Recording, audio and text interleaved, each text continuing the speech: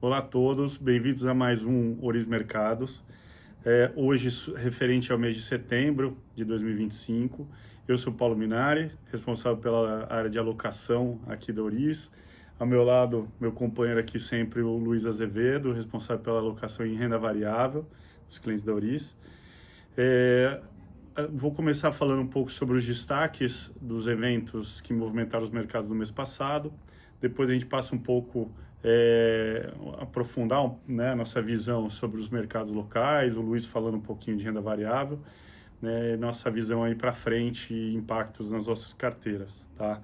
Acho que o que é importante a gente teve no mês passado é o radar muito em cima, né, do mercado de trabalho americano, né? A gente teve alguns dados um pouco mais frágeis, né, nessas últimas semanas, principalmente, indicando que a gente tem uma certa desaceleração na economia americana.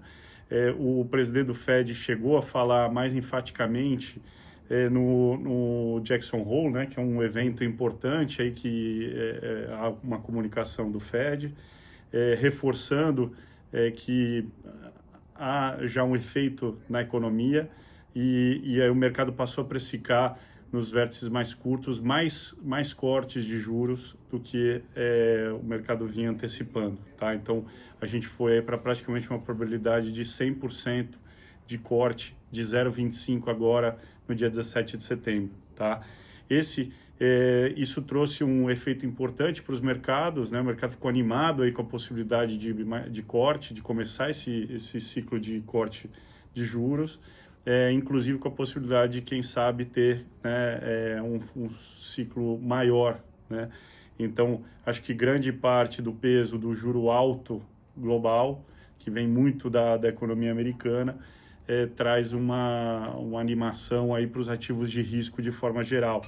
Tá, isso foi bem percebido, né? Assim, a Bolsa Americana de forma já vinha subindo nos últimos meses, desde do dia do tarifaço ali, mas acho que um mercado que tinha ficado muito de lado, que é o Russell, por exemplo, que são as ações small caps, tiveram uma ótima performance no mês, basicamente porque elas são muito mais atreladas ou dependentes aí de um juro mais baixo, tá?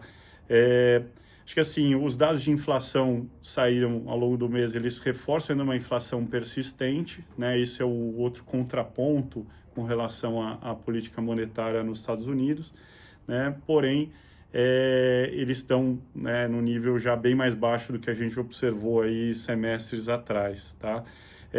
Acho que um ponto só que trouxe de ruído foi o Donald Trump, né, muito enfático, né, com relação a como o Fed está sendo conservador, né, e né, acho que essa interferência, né, no discurso do Fed por parte do presidente americano é algo que trouxe um pouco de ruído também, tá? E acho que mais um ponto relevante é se a gente observar as curvas de juros no mundo, né, principalmente nos Estados Unidos, na Inglaterra também, a gente observou, né, os curtos caindo, baseado nessa política monetária de curto prazo, porém os vértices mais longos parados ou até subindo levemente, indicando que a gente tem uma preocupação aí, o mercado tem uma preocupação com essa questão fiscal, né? O endividamento das grandes economias se tornando algo relevante, num momento que você tem até, de certa forma, uma menor demanda por títulos longos dos principais detentores da dívida desses países, tá? Quando a gente vem aqui para o Brasil, a gente também observa alguns dados de atividade, né, mostrando uma leve desaceleração, apesar de aqui o mercado de trabalho ainda está muito resiliente, né? Sim. Porém, né, acho que um ponto que é relevante, o mercado de trabalho, ele normalmente tem uma defasagem, né? Ele é o último a talvez ser afetado, né? Depois de medidas aí para conter um pouco a demanda, né? A gente pode observar lá nos Estados Unidos, né, começando agora a ter um efeito maior no mercado de trabalho. Talvez aqui, é um pouco da nossa visão, esse efeito defasado vai acontecer em breve, aqui também no mercado de trabalho. Os dados de inflação corrente, né, vieram meio que em linha, né, com o esperado. O IPCA rodou negativo, foi uma deflação de 0,14 em agosto. Setembro também tem uma expectativa de deflação, né?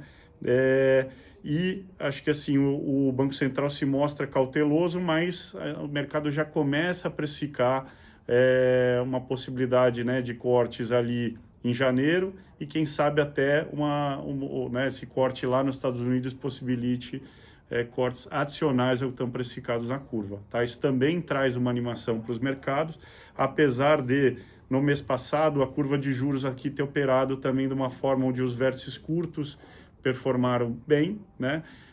E os mais longos ficaram um pouco parados e até perderam, né, do CDI. Tá? Quer comentar um pouco a parte Claro. de Bom, falando mercados? de renda variável, né, a gente teve um mês muito bom em agosto para a Bolsa Brasileira. O Ibovespa subiu 6,3%, o índice Small um pouco abaixo de 6%, também acompanhou essa recuperação de mercado aí do desempenho fraco do mês anterior. E foi o que você falou, né, Minari? O fechamento da curva de juros, tanto no Brasil quanto lá fora, eu acho que contribuiu, né, para um desempenho melhor, para uma maior propensão a risco por parte dos investidores, a despeito de um fluxo ainda fraco, né, tanto do investidor estrangeiro quanto do investidor local para a Bolsa, né? Eu acho que outro destaque que merece a gente comentar são os resultados do segundo trimestre. Em agosto a gente teve o final da temporada, né, do calendário de resultados. Houve uma frequência maior de surpresas positivas do que de surpresas negativas. Então a gente pode falar que foi uma safra de resultados boas.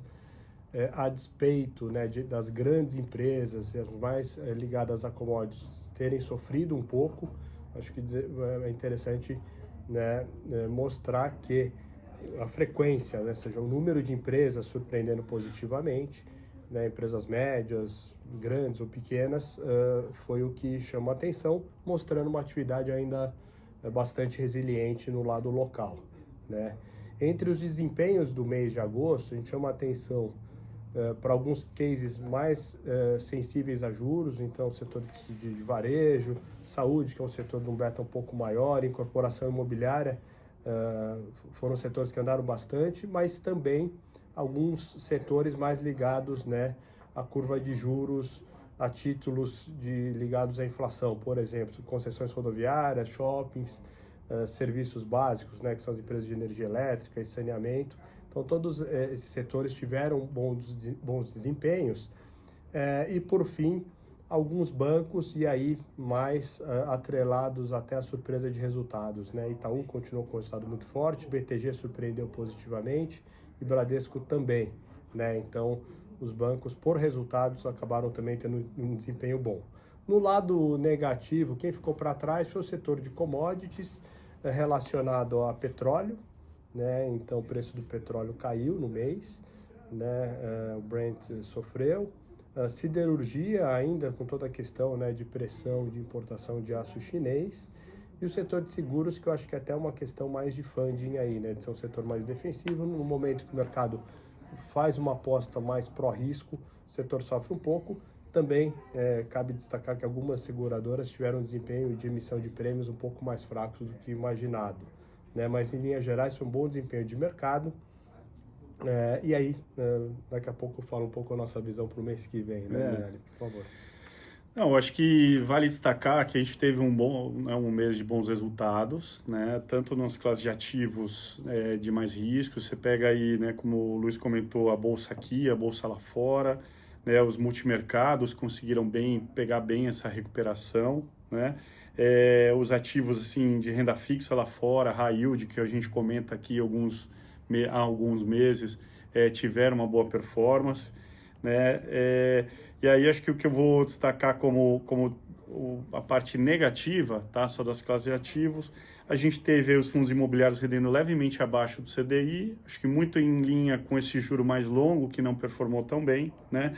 E o índice de crédito, tá? Que a gente vem observando meses né, atrás de meses, aí, meses subsequentes de bons resultados acima do CDI, dado a alta demanda, né, que tá sendo observada por ativos de crédito, que pagam ICDI mais alguma coisa, né, ou NTNB mais alguma coisa, né? e a gente observou o índice de forma média rendendo abaixo do CDI.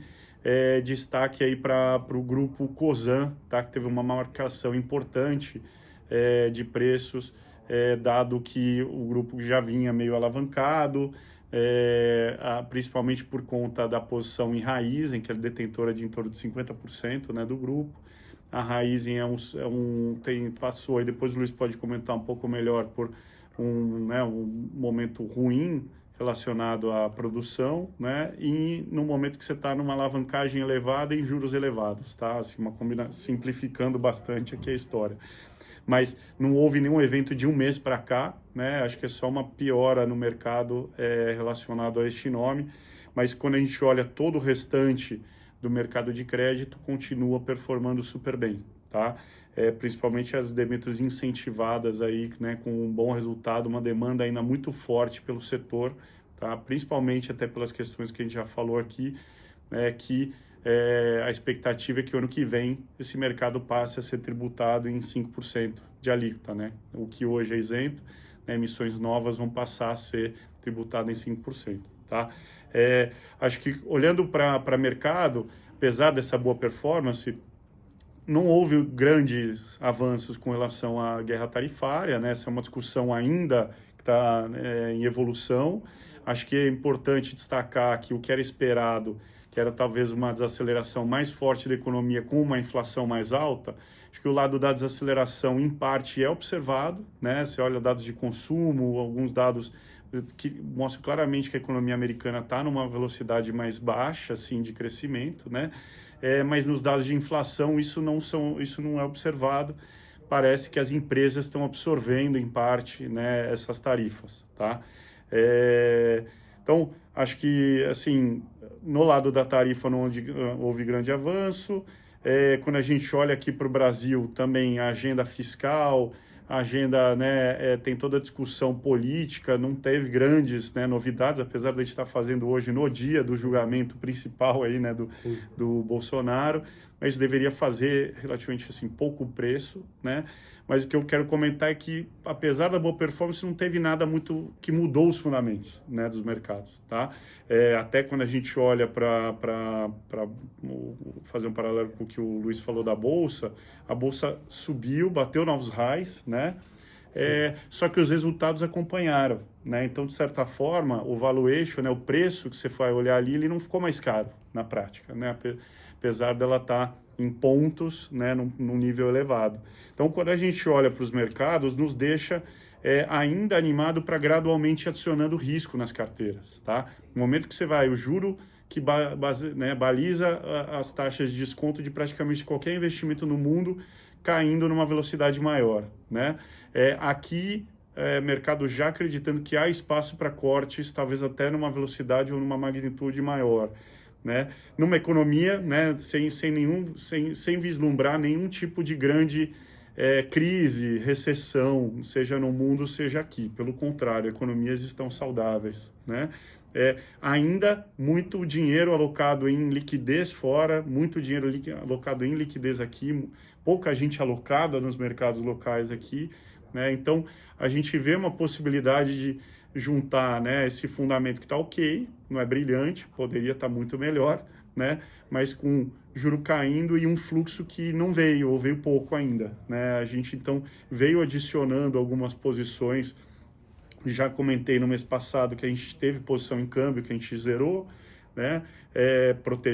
Que protegia as carteiras. A gente veio alongando as NTNBs das carteiras, né? Esse juro real de 7, acima de 7,20 nos parece muito atrativo, né? Quando a gente olha para os investimentos de uma família, né? De qualquer tipo de investidor. E adicionamos também um pouco de posição em bolsa, indo para o neutro em bolsa aqui, via alocação no próprio small, tá? Que mesmo ele tendo subido algo parecido ao Ibovespa esse mês, ele se encontra bastante defasado aí e ele é muito mais impactado, né? Impactado diretamente pela queda dos juros, tá? Sim, falando um pouco da perspectiva, né, a gente tem essa visão um pouco mais favorável ao small, considerando que o Ibovespa tem uma exposição a commodities, né, que pode sofrer com o dólar andando de lado, né? A gente não vislumbra nenhuma grande variação assim de curtíssimo prazo, considerando todo esse movimento global, né? Talvez de sair um pouquinho dos Estados Unidos ou não colocar mais dinheiro lá, né? De uma maneira marginal. Então, numa visão de câmbio lateralizado, e o próprio preço das commodities, né? Chegando num patamar de equilíbrio, com o minério na casa de $100, 105, o Brent do petróleo estabilizando entre 65 e 70 dólares, né? A gente acha que o setor de commodities pode segurar um pouco o Bovespa em relação ao small, né? Então a gente tem uma visão positiva, né, para a bolsa de uma maneira mais ampla.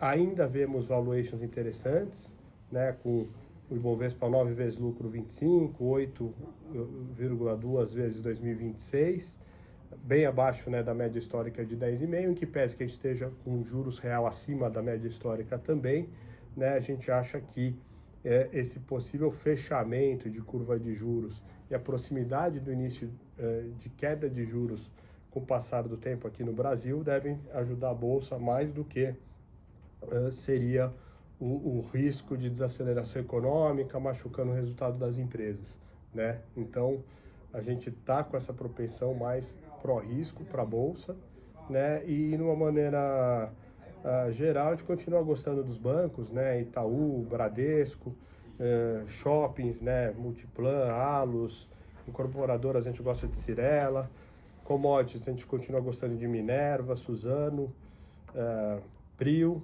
e localiza até nessa parte de cases mais sensíveis a juros, o papel ficou um pouco para trás aí nas últimas semanas, e aí a gente acha que pode ter uma recuperação boa aí olhando para frente, especialmente se o fechamento da curva de juros continuar acontecendo e o mercado começar a especular até uma antecipação do ciclo de corte de juros, né? É isso, acho que a gente continua cauteloso, mas aos poucos, conforme o mercado vai andando, vai mostrando algumas evoluções, a gente tem mudado gradualmente o perfil de risco das carteiras. Um ponto que é importante, sempre está em evidência também, né, é a questão das eleições no ano que vem, né, que a gente ainda não tem uma grande, a gente acredita que não há uma grande... assim, não tem como fazer grandes previsões, né? Nos parece ainda que os cenários ainda são muito equilibrados, né? Então a gente não tem feito nenhuma posição baseada nisso, é muito mais por conta acompanhando os dados do dia a dia, os preços de mercado, tá? Acho que é a forma correta da gente fazer a alocação, né, do recurso, mais de médio e longo prazo, né? E acho que é isso, a gente volta mês que vem. Queria agradecer mais uma vez quem está nos assistindo, tá? Obrigado, Luiz. Obrigado, Minari. Obrigado a todos e até a próxima.